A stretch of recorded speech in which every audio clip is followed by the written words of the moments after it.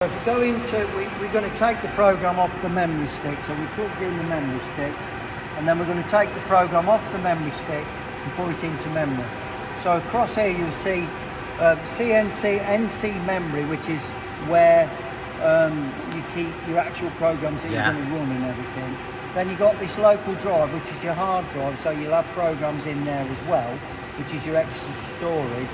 So if we look at that, and then we've got this USB 2, which is the memory stick. What's this program called? Is it that firmware? Yeah. So what we're going to do is we're going to mark it. You can mark as many as you want, and then press copy. Then we're going to go into NC, and we're going to go to the to wherever we want it to be. For example, in there, you just press paste, and that's put that program in that direction.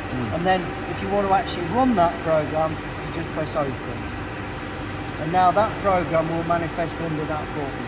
So whenever you come back to that button, you can see that program.